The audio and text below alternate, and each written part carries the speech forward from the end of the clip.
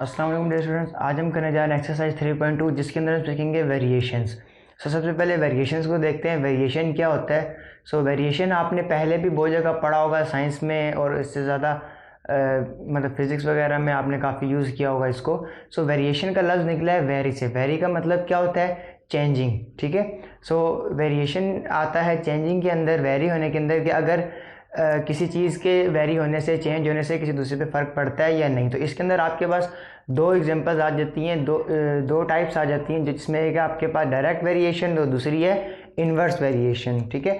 Direct variation को आप direct proportion भी कहते हैं। ठीक है, आप उसको डायरेक्ट प्रोपोर्शन भी कहते हैं, जिसके अंदर आपका क्या होता है कि अगर दो नंबर हैं x और y, तो वो आपस में डायरेक्टली प्रोपोर्शनल होते हैं। ठीक है। डायरेक्टली प्रोपोर्शनल का मतलब एक तो आमने सामने लिखे होंगे, दूसरा ये कि अगर y इंक्रीज़ हो रहा है तो x भी इंक्रीज़ होगा, अगर x डिक्रीज़ हो रहा है तो y भी डिक्रीज़ होगा, मतलब कि दोनों पे एक जैसा इफेक्ट होगा। उसके बाद आ जाती है यहाँ पर हम प्रोपोर्शनैलिटी हटा के कांस्टेंट लगाते होते हैं, तो इसके अंदर कांस्टेंट हम यूज़ करेंगे k। ठीक है, इसके अंदर हम कांस्टेंट यूज़ करेंगे k। इसके अलावा जो आपके पास सेकंड इसकी टाइप है, जो कि आपके पास है इनडायरेक्ट प्रोपोर्शनल या इन्वर्स प्रोपोर्शनल, जिसको आप कहते हैं। ठीक है, इन्वर्स प्रोपोर्शनल आपको ज़्यादा पता होगा। इन्वर्स प्रोपोर्शनल, इसके अंदर आपका क्या होता है? वो इन्वर्स के अंदर होता है। इन्वर्स के अंदर का मतलब क्या है कि डिवाइड में, लाइक अगर x जो इन्वर्सली प्रोपोर्शनल है y के साइन तो यही रहेगा, लेकिन y डिवाइड में चला जाएगा। ठीक है। तो अब अगर यहाँ पे अगर y इंक्रीज़ होगा तो x डिक्रीज़ होगा, अगर यहाँ पे x इंक्रीज़ होगा तो y डिक्रीज़ होगा, ऐसे होता है। ठीक है।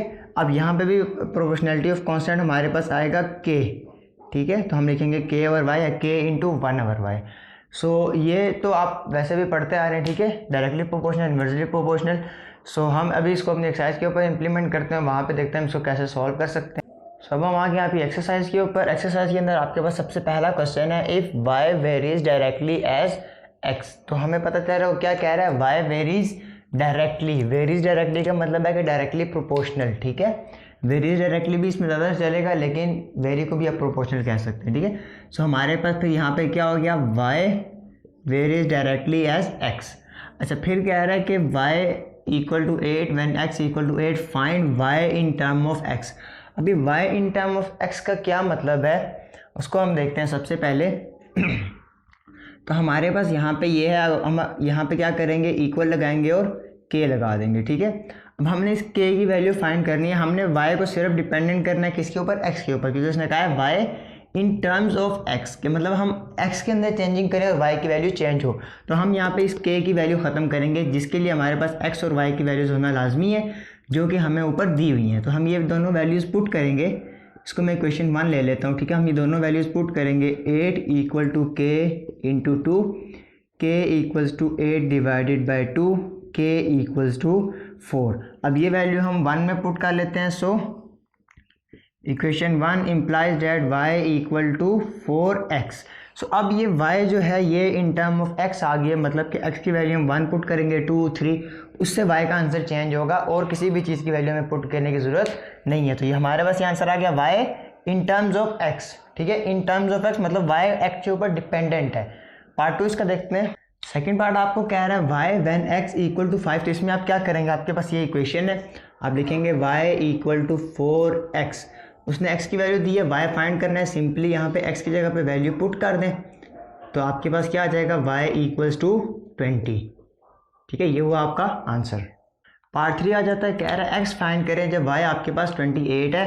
तो ये आपके पास जो y in term of x equation है, y इक्वल टू 4x, इसके अंदर y पुट कर लें 28 equal to 4x, x equal to 28 over 4। तो ये आपके पास आ जाएगा x equal to 7।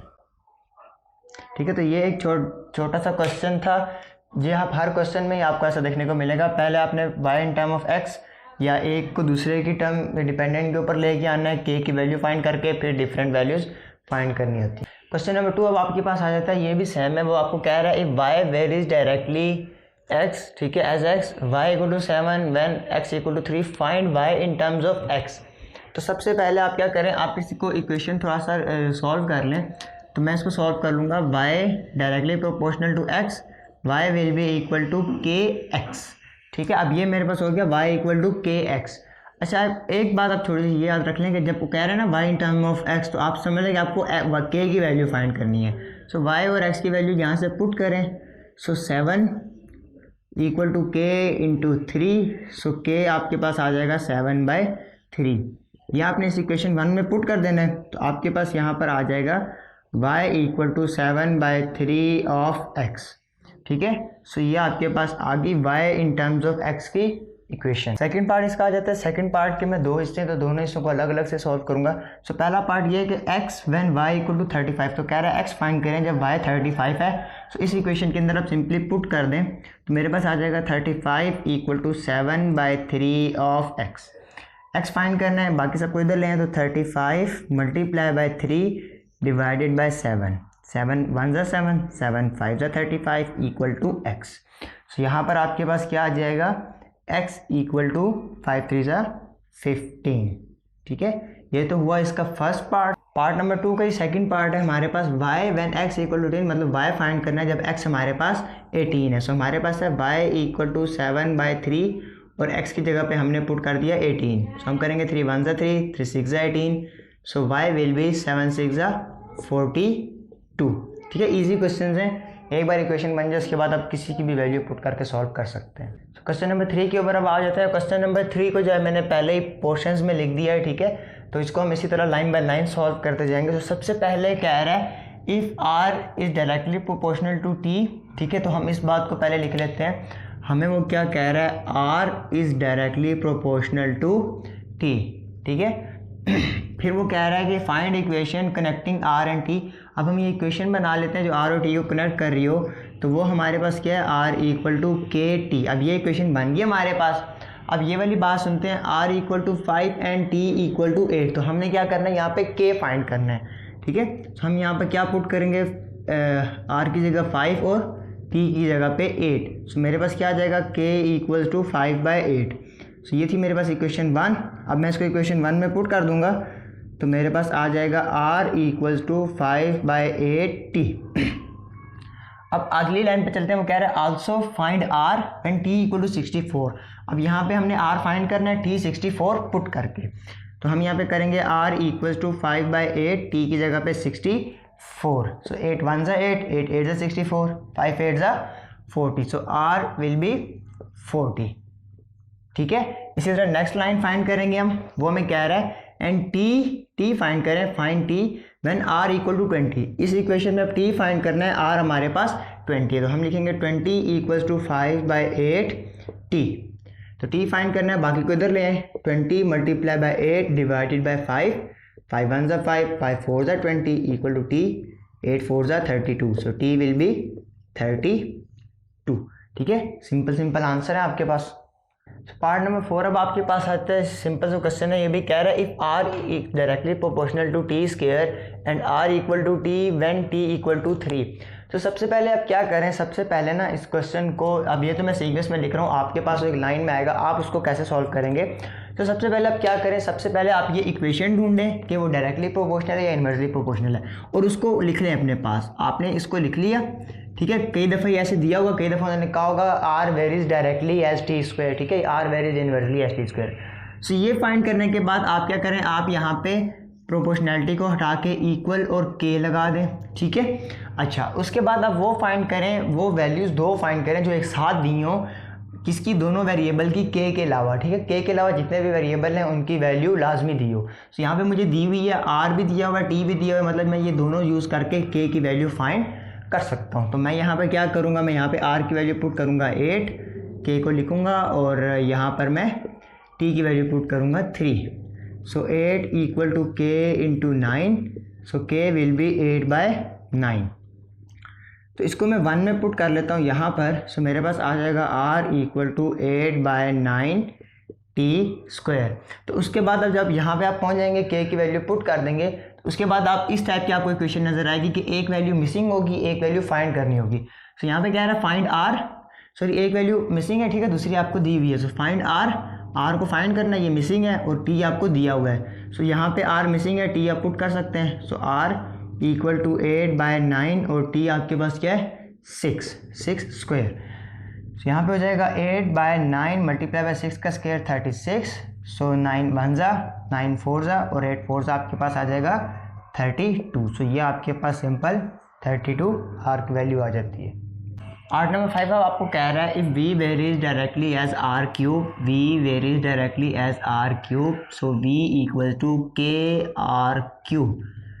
Okay, so यहाँ पर अब v और r की वैल्यू दी हुई है, हम यहाँ पे पुट कर लेते हैं। v हमारे पास क्या है 5 और r हमारे पास है 3। सो 5 इक्वल टू 3 का cube, 3 3 9, 9 3 27। So k will B 5/27। तो इसको हम पुट कर लेंगे इक्वेशन 1 के अंदर। So v equals to 5/27 multiply by आपके पास यहाँ पर आ जाएगा आर क्यूब। ठीक है, मल्टीप्लाई डालें या ना डालें। अच्छा, अब हमारे पास इस तरह की इक्वेशन है, find r when v equal to 625। So r हमने फाइंड करना है, v हमारे पास क्या है 625 multiply equal to 5 divided by 27 r cube. R find करना है, बाकी इधर ले हैं 625 multiply by 27 divided by 5 equal to r cube. तो थोड़ी सी आसानी कर लेते हैं, 5 1 जा 5 125। सो मेरे पास आएगा 125 multiply by 27 equals to r cube. Cube हटाने के लिए क्यूब रूट लगाएंगे दोनों तरफ। तो यहाँ पर ये दोनों किस किसके क्यूब रूट है, 25 किसका क्यूब है 5 का, और ये 27 किसका क्यूब है 3 का। सो मेरे पास इस तरह आ जाएगा 5 3 और मेरे पास आ जाएगा यहाँ पे 15।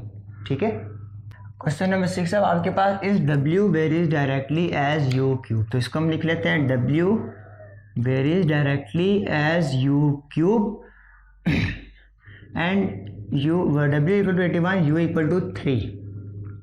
हम यहाँ पर कर लेते हैं, पहले तो इसको हम इक्वल डाल के कांस्टेंट लगा लेते हैं, ये हमारे पास हो जाती है इक्वेशन नंबर 1। सो अब इन दोनों की वैल्यू पुट करके हम k की वैल्यू फाइंड कर लेते हैं। सो 81 डिवाइडेड बाय हो जाएगा 27 और इधर आके डिवाइड k 9 के टेबल से 9 3 जा 9 के टेबल से 9 9 जा, फिर 3 के टेबल से 3 1 जा 3 के टेबल से 3 3 जा। सो हमारे पास आ जाएगा k इक्वल टू 3। इसको इक्वेशन नंबर 1 में पुट कर देते हैं। So w equals to 3u cube. आगे हमारे पास आ जाता है find w when u equal to 5। तो हम यहाँ पे पुट कर लेते हैं, w हमने फाइंड करना है 3 इंटू u की जगह पे u की value 5। So w equal to 3 into 5 का क्यूब, 5 5 जा 25, 25 5 जा 125। सो ये हो गया 125। सो w विल बी 300 और 375। ये आ गया आपके पास w की वैल्यू। पार्ट नंबर 7 अब आपको कह रहा है if y varies directly as x। इसको हम लिख लेते हैं y varies directly as x। Directly होगा तो बिल्कुल सामने। ओके, इसके बाद हमने यहाँ पे इक्वल लगा के k लगा लेना है, इसको क्या लेना है इक्वेशन नंबर 1। फिर इन दोनों की वैल्यू ढूंढनी है जो कि हमारे पास लिखी है y equal to 7 x equal to 2। 7 और x हमारे पास है यहाँ पर हमारे पास है 2। सो k की वैल्यू मेरे पास आ गई 7/2। इसको मैं पुट कर लूँगा 1 के अंदर। So y equals to 7 divided by 2x। अब मैंने फाइंड करना है y व्हेन x मेरे पास है 126। सो y मैंने फाइंड करना है और x मेरे पास क्या है यहाँ पे 126। सो 2 के टेबल से 2 1 जा 2 के टेबल से 6 और 3। 7 मल्टीप्लाई बाई 3 हमारे पास हो जाएगा 441। ठीक है, तो ये हमारे पास हो जाएगा फाइनल आंसर। क्वेश्चन नंबर 8 अब हमारे पास आ जाता है if y is inversely proportional to x। So सबसे पहले मैं इसको लिख लेता हूँ, y is inversely proportional to x और फिर मैं यहाँ पे अपना कांस्टेंट लगा लेता हूँ k। ठीक है, k इंटू 1/x भी लोग लिखते हैं, k/x भी लिखते हैं, k 1 से मल्टीप्लाई करके फ़र्क नहीं पड़ता। ठीक है, ये हमारे पास होगी इक्वेशन 1। अब मैं इन दोनों की वैल्यू पुट करके k फाइंड कर लेता हूँ। सो y है मेरे पास 4 और k मेरे पास लिखा हुआ है 3। ठीक है, तो इधर आके मल्टीप्लाई हो जाएगा 4 multiply by 3 equals to k। So k will be 12। तो इक्वेशन 1 के अंदर हम इसको पुट कर लेंगे, y equals to 12 divided by x।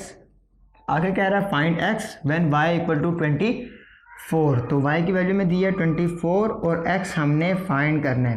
सो हम इन दोनों को रिप्लेस कर लेते हैं। ठीक है, देखिए रिप्लेस कैसे, ये इधर डिवाइड हो रहा है, इधर आके मल्टीप्लाई हो जाएगा। फिर ये 24 मल्टीप्लाई होगा, इधर आके डिवाइड हो जाएगा, तो हम इसको डायरेक्टली रिप्लेस ही कर लेते हैं।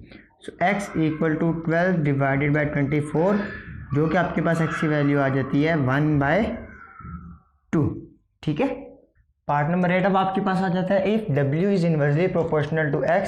सो सबसे पहले मैं इसको जो है इक्वेशन तब बना लेता हूँ अपनी, w is inversely proportional to x, so w will be equal to k/z। ये मेरे पास बन गई equation number 1।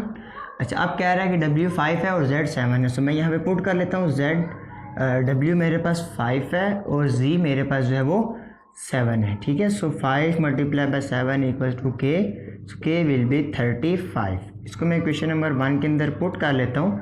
So w equal to 35 divided by z। Okay, so ये मेरे पास हो गया w equal to 35 divided by z। तो अब मैं इसको जो है यहाँ पे वैल्यू पुट करता हूँ। w मैंने फाइंड करनी है, z मेरे पास 175 डिवाइडेड बाई 4 है, सो w मैंने फाइंड करना है और z मेरे पास 175 डिवाइडेड बाई 4 है। तो अब ये डिवाइड के डिवाइड में ऊपर आके मल्टीप्लाई हो जाएगा। सो 35 मल्टीप्लाई बाई 4 डिवाइडेड बाई 175। अब 175 आप डायरेक्टली मल्टीप्लाई कर लें, ये देखें 5 के टेबल से डिवाइड भी हो रहा है। 5 7 ज़ा 5, 3 ज़ा 15, 2 कैरी, 5 5 ज़ा 25, 7 1 ज़ा 7, 5 ज़ा फर्दर डिवाइड नहीं होता, तो 4/5 ये हमारा w का लास्ट आंसर आ जाता है 4/5। ठीक है। मल्टीप्लाई भी करके कर सकते हैं, तब भी यही आएगा। ठीक है। पॉइंट्स में कोशिश करें ना लिखें, फ्रैक्शन में लिख लें तो ज़्यादा बेस्ट है। क्वेश्चन नंबर 10 है। अब आपके पास क्या है कि a is inversely proportional to r square. So a is inversely proportional to r square, तो हम यहाँ पे पहले कांस्टेंट लगा लेते हैं, a equal to r k/r square. अब a और r की वैल्यू में दी हुई है, हम यहाँ पे मेंशन कर लेते हैं। So 2 equal to k divided by 3 square, so इधर आके मल्टीप्लाई हो जाएगा, 3 square equal to k। Okay, 2 multiply 3 का स्क्वायर 9, सो k हमारे पास आ जाएगा 18। इसको हम इक्वेशन नंबर 1 के अंदर पुट कर लेते हैं। So a equals to 18/r square. अब हमने r फाइंड करना है, a हमारे पास 72 है, सो a हम पुट कर लेते हैं 72, 18, r हमने फाइंड करना है, शफल कर लेते हैं दोबारा, r स्क्वायर इक्वल्स टू 18/72।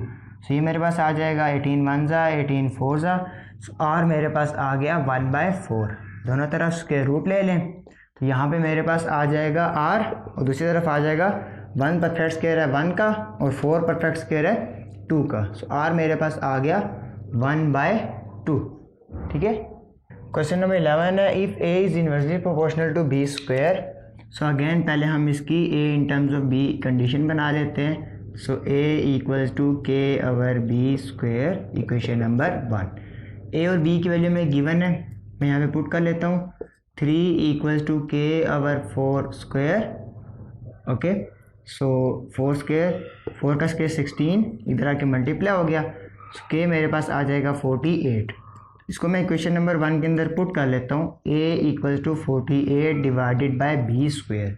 अब मैंने a फाइंड करना है जबकि b मेरे पास 8 है, सो a मैंने फाइंड करना है, b की वैल्यू मेरे पास है 8 स्क्वायर। सो 48 डिवाइडेड बाय 8 स्क्वायर 64, 8 के टेबल से डिवाइड करें तो 8 6 ज़ा 8, 8 ज़ा। ठीक है। उसके बाद आप इसको करें 2 के टेबल से डिवाइड करें, 2 3 ज़ा 2 4 ज़ा, सो ये मेरे पास आया 3 डिवाइडेड बाय 4। सो ये मेरे पास आ गई a की required value. Okay, so question number 12 है हमारे पास, if v is inversely proportional to r cube, v is inversely proportional to r cube, so v equals to k divided by r cube equation number 1। v और r की value दी है 5 और 3, 5 equal to k divided by 3 cube, so 5 multiply by 3 cube क्या होता है 27 equals to k। So k हमारे पास आ जाएगा यहाँ पर, आपके पास ये हो जाएगा 135। सो अब आप इसको इक्वेशन नंबर 1 के अंदर पुट कर लेंगे, v equals to 135 divided by r square. अब पहली टर्म है find v when r equal to 6, sorry r cube है। अब कह रहे हैं find v when r equal to 6, v find करें, r आपके पास क्या है यहाँ पर 6 है, तो 6 का क्यूब हमारे पास क्या होता है, 6 का क्यूब हमारे पास होता है 216। अब 216 को अगर आप देखें तो ये दोनों 3 के टेबल से डिवाइड हो रहे हैं। 3 4 ज़ा 1 कैरी, 3 5 ज़ा 15, 3 7 ज़ा 3 2 ज़ा, दोबारा ये 4 के टेबल 3 के टेबल पे जा रहे हैं 15, और यहाँ पे कितना आ जाएगा ये 24। दोबारा ये 3 के टेबल पे जा रहे हैं तो 15 में कितना आ जाएगा, दोबारा आपके पास ये हो जाएगा 5 और यहाँ पे हो जाएगा 8। सो v की वैल्यू आपको यहाँ पे क्या मिलेगी, 5 डिवाइडेड बाय 8। ठीक है, ये हो गया 5 डिवाइडेड बाय 8। दूसरा है find r when v equal to 320। तो यहाँ पर अब आप v की वैल्यू आपके पास दी हुई है 320, ठीक है, r की वैल्यू आपने फाइंड करनी है। तो r क्यूब, अब इनको शफल कर लें, r cube equal to 135 divided by 320। तो देखें अगर ये कटिंग होती है तो 5 के टेबल से कट रहे, 5 3 ज़ा 15, 1 कैरी, 5 3 ज़ा 15, यहाँ पे आ जाएंगे तो 5 6 ज़ा 30, 2 कैरी, 4 ज़ा सॉरी यहाँ पे हो जाएगा 5 2 ज़ा और यहाँ पे हो जाएगा 5 7 ज़ा। अब ये हुआ 27 ओवर 30 64, 27 ओवर 64। अगर मैं दोनों तरफ क्यूब रूट ले लूँ, ठीक है, तो मुझे पता है 27 किसका क्यूब है 3 का और 64 किसका क्यूब है 4 का। तो ये मेरे पास आ जाएगी 3/4 required value of r। Clear. So 13 part है, लास्ट पार्ट है आपकी एक्सरसाइज का। सो इसके अंदर हम देखेंगे m is inversely proportional to n cube, m is inversely proportional to n cube. So m will be equal to k over n cube. यहाँ पे m और n की वैल्यू पुट कर लें। m हमारे पास है 2, k हमारे पास है 4। So k is 4 cube. 2 multiply by 4 का क्यूब क्या होता है 64 equal to k। So k हमारे पास क्या आ जाएगा 128। सो हम इसको इक्वेशन नंबर 1 के अंदर पुट कर लेंगे, 128 divided by n cube. So यहाँ पर हमारे पास पहली कंडीशन है find m when n equal to 6। m find करना है, m को एज इट इज लिखें। n हमारे पास क्या है 6 है, 6 cube. Okay, so 128 divided by 6 का क्यूब क्या होता है 216। यहाँ पर अब ये 2 के टेबल से डिवाइड हो रहा है 64 और यहाँ पर ये कितना हो जाएगा 2108। ठीक है, इसके बाद यहाँ पे लिख लेता हूँ ज़रा 64 डिवाइडेड बाय 108। अभी किस टेबल से हो रहा है, यहाँ पर ये आपके पास हो जाएगा 2 के टेबल से 32, फिर 2 के टेबल से ये हो जाएगा 54, फिर 2 के टेबल से 16, फिर 2 के टेबल से हो जाएगा 27। सो अब तो ये नहीं जा रहा किसी भी टेबल पे। तो m हमारे पास कितना हो जाएगा 16 ओवर 27। इसको आप डायरेक्टली कैलकुलेटर पे करके फ्रैक्शन फॉर्म निकाल सकते हैं वहाँ से भी। ओके, सेकंड पार्ट है फाइंड n फाइंड करना है जबकि m आपके पास 432 है। m आपके पास 432 है, k आपके पास 128 है और n आपके पास क्यूब है। सो n इधर आ जाएगा। So n cube equals to 128 divided by 432। अगर 2 के टेबल से कटिंग करना चाहें तो 64 divided by 216। So n cube equal to 64 divided by 216। दोनों तरफ अगर क्यूब रूट लिया जाए, ऐसे ये भी किसी न किसी का क्यूब रूट होगा, आप देखना चाहें देख सकते हैं, नहीं तो कटिंग करके इजी आ जाता है, इसलिए मैं कटिंग कर लेता हूँ। कैंसल आउट हो गया। सो अब 64 मुझे पता है 4 का क्यूब है और 216 जो है वो 6 का क्यूब है। सो ये मेरे पास आ गई वैल्यू इसकी। सो यहाँ पे एक्सरसाइज आपकी ख़त्म होती है। उम्मीद आपको अच्छे से समझ आई होगी। तो आप इनकी इंशाल्लाह प्रैक्टिस करें। आपको जो और कोई मसाइल हैं वो आप कमेंट सेक्शन में लाजमी मेंशन किया करें। और अगर आपको वीडियो पसंद आई है, ये लेक्चर आपके लिए हेल्पफुल रहा है, सो आप जो है इसको वीडियो को लाइक करें, चैनल को सब्सक्राइब करें, अपने दोस्तों के साथ लाजमी शेयर किया करें ताकि सब आपके जो फ्रेंड हैं, जो भी आपके रिलेटिव्स हैं, जो भी आपके क्लास फेलोज़ हैं, वो घर बैठे ईजीली अपने जो एजुकेशन है उसको कंटिन्यू रख सकें। सो मिलते हैं नेक्स्ट लेक्चर में, तब तक के लिए अल्लाह हाफ़िज़।